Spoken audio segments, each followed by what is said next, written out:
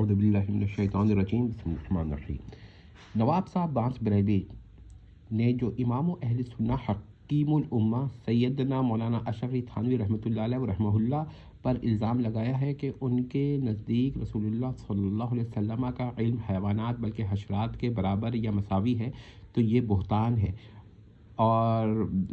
ہے اور الزام کاذب ہے۔ اس آئیے دیکھیے اصل مبحث کیا ہے۔ اس پر علماء ہند میں اختلاف ہوا کہ علم الغیب باری تعالیٰ کی صفت مخصوصہ ہے یا صفت عامہ ہے۔ اگر یہ باری تعالیٰ کی صفت مخصوصہ ہے تو غیر اللہ میں سے کسی کو نہ ذاتی طور پر اور نہ غیر ذاتی طور پر حاصل ہو سکتی ہے، بلکہ ہر دو اعتقاد شرک ہے۔ اگر یہ باری تعالیٰ کی صفت مخصوصہ ہے تو غیر اللہ میں سے کسی کو نہ ذاتی طور پر یہ صفت حاصل ہوگی اور نہ غیر ذاتی طور پر، بلکہ ہر دو طرح محال عقلی اور غیر مقدور ہوگی۔ اگر یہ باری تعالیٰ کی صفت عامہ ہے تو غیر اللہ کو ذاتی طور پر نہیں مگر غیر ذاتی طور پر حاصل ہو سکتی ہے۔ اگر یہ باری تعالیٰ کی صفت عامہ ہے تو غیر اللہ کے لیے یہ غیر ذاتی طور پر اعتقاد کی جا سکتی ہے لیکن ذاتی طور پر نہیں۔ اب اس اختلاف کو ذہن میں رکھیے۔ ایک شخص تھا یا جو بھی ہے، ایک شخص نے یہ عقیدہ پیش کیا کہ یہ صفت غیر اللہ میں سے انبیاء کے لیے، یعنی غیر اللہ میں سے انبیاء کے لیے اعتقاد کرنا شرک نہیں بلکہ جبکہ وہ غیر ذاتی طور پر اعتقاد کرتا ہو، یعنی غیر اللہ کے لیے انبیاء، بالخصوص انبیاء کے لیے، غیر اللہ میں سے انبیاء کے لیے غیر ذاتی طور پر اعتقاد کرنا شرک نہیں، یعنی اس کے نزدیک یہ باری تعالیٰ کی صفت عامہ ہے، تبھی تو وہ ایسا کہہ رہا ہے۔ اب اچھا جی، یہ صفت غیر اللہ میں سے انبیاء کے لیے اعتقاد کرنا شرک نہیں بلکہ جبکہ وہ غیر ذاتی طور پر اعتقاد کرتا ہو۔ اس نے علم الغیب کو ذاتی اور غیر ذاتی میں تقسیم کر کے غیر اللہ کے لیے علم الغیب کو غیر ذاتی طور پر ثابت کرنا چاہا۔ اہل سنہ کا عقیدہ ہے کہ یہ باری تعالیٰ کی صفت مخصوصہ ہے، لہذا غیر ذاتی طور پر بھی غیر اللہ کے لیے اعتقاد کرنا شرک نہیں۔ مولانا حکیم الامہ امام و اہل سنہ مولانا اشرف علی تھانوی رحمہ اللہ نے ذاتی اور غیر ذاتی کا جواب کل و بعض سے دیا۔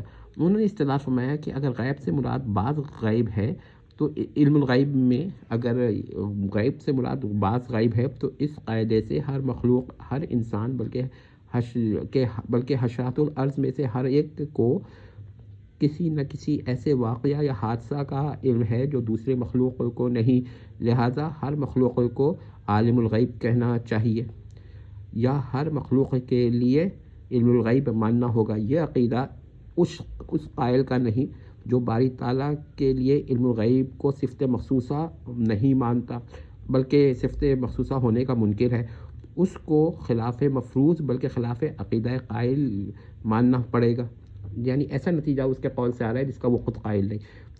اگر اس کے نزدیک کل غیب مراد ہے، یعنی علم الغیب کی اصطلاح میں کل غیب مراد ہے تو وہ اس کے نزدیک بھی باطل ہے۔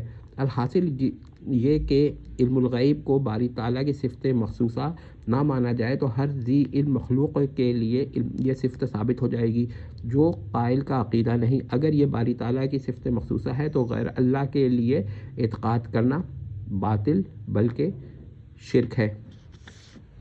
اب یہ استدلال ہے۔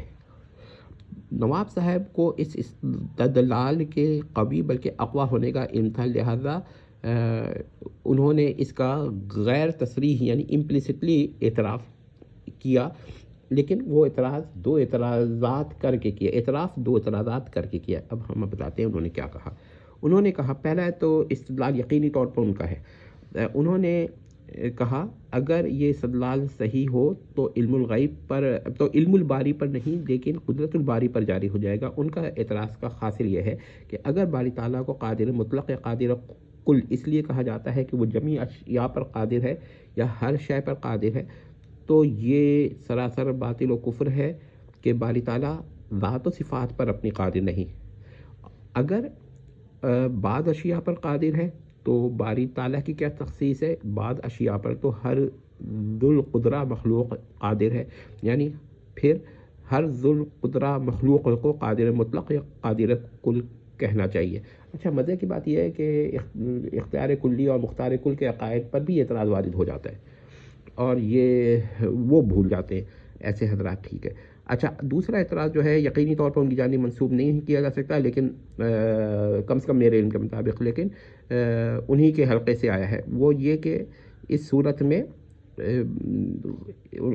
غیر اللہ کو عالم بھی نہیں کہا جا سکتا، وہ بھی شرک ہو جائے گا. یہ دوسرا اعتراض ہے.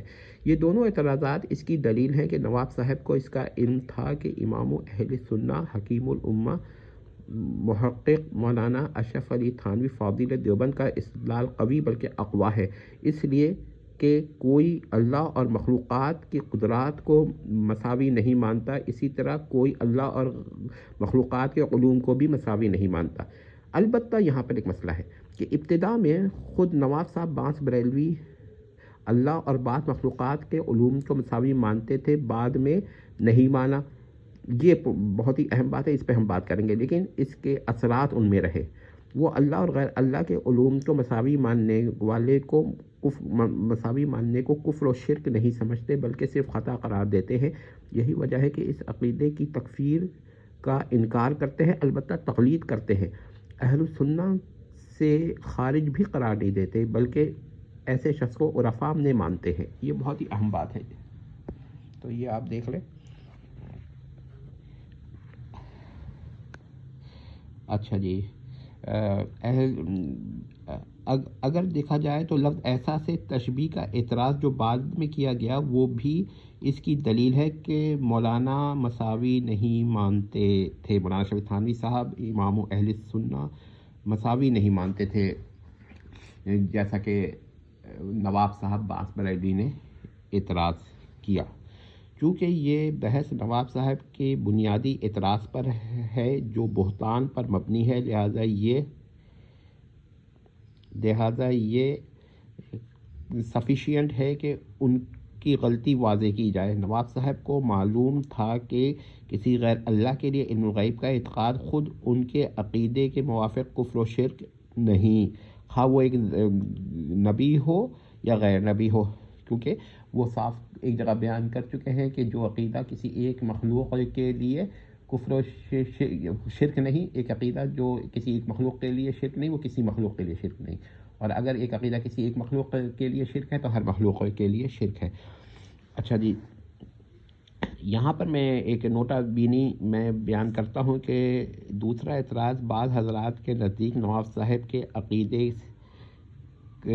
کہ نماز کے کسی عالم کا ہے، خود ان کا نہیں. لیکن پہلا اعتراض جو ہے وہ بہرحال انہی کا ہے. تو ہمارا جو اصل استدلال ہے وہ پہلے اعتراض سے ہے کہ نواب صاحب یہ جانتے تھے کہ مولانا امام اہل سنہ ہرگز نبی کا علم حیوانات اور حشرات کے برابر نہیں مانتے.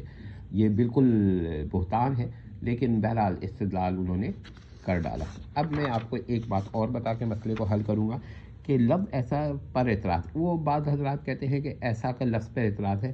لفظ ایسا دو اشیاء میں تشبیہ دینے کے علاوہ دو اشیاء میں قدر مشترک کے لیے بھی استعمال ہوتا ہے. مثلا ہر مخلوق ذی علم کا علم غیر ذاتی ہے. مثلا کہا جا سکتا ہے کہ نبی کا علم کو ذاتی اعتقاد کرنا ایسا ہی شرک ہے جیسا کہ غیر نبی کے علم کو ذاتی اعتقاد کرنا، یا علم نبی اور علم غیر نبی کو یہاں نہ مساوی کہا گیا ہے اور نہ کوئی تشبیہ دی گئی ہے. ذرا یہ ذہن میں رکھیے گا پوائنٹ کہ لفظ ایسا جو ہے اس تشبیہ کے لیے استعمال نہیں ہوتا، بلکہ کیونکہ نبی کا علم بھی غیر ذاتی ہے اور غیر نبی کا علم بھی غیر ذاتی ہے مخلوقات میں سے جو بھی، یا ہر مخلوق کا علم غیر ذاتی ہے، تو پھر ہم اس کو تشبیہ اگر ہم اس طرح کہیں تو لفظ ایسا یا تشبیہ کے لیے بیان نہیں ہوتا بلکہ بیان قسم کے لیے ہوتا ہے. تو یہاں پر ہم نے یہ مثال دے دی کہ لفظ ایسا کو تشبیہ کے لیے جو استعمال کیا ہے کہ نبی کے علم کو غیر نبی کے علم سے تشبیہ دی نہیں، بلکہ ایک قسم ہے وہ کیا ہے، غیر ذاتی.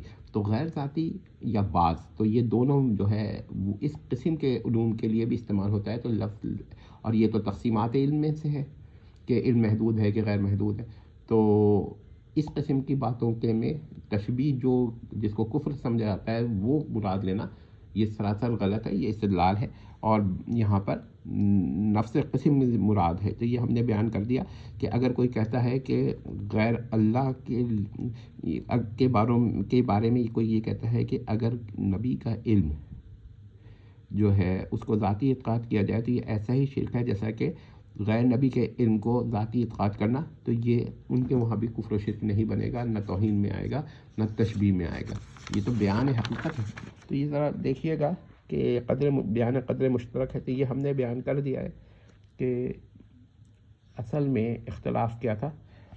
باقی یہ جو اعتراض ہے کہ جو دوسرا اعتراض ہے اس کا کیا جواب ہے، تو ہمارا اصل مقصد یہ ہے کہ یہ ثابت کیا جائے کہ مولانا امام اہل سنہ اشرف علی تھانوی رحمہ اللہ اور رحمۃ اللہ علیہ کہ وہاں کوئی گستاخی نہیں پائی جاتی، بلکہ یہ شاید اس کے نزدیک گستاخی ہو جو علم الغیب کو صرف باری تعالیٰ کی صفت مخصوصہ نہ مانتا ہو اور صفت عامہ مانتا ہو، اس کے نزدیک شاید گستاخی ہو، لیکن جو صفت مخصوصہ مانتا ہے وہ کیسے گستاخی اس کو قرار دے سکتا ہے، اور نہ یہ گستاخی ہے۔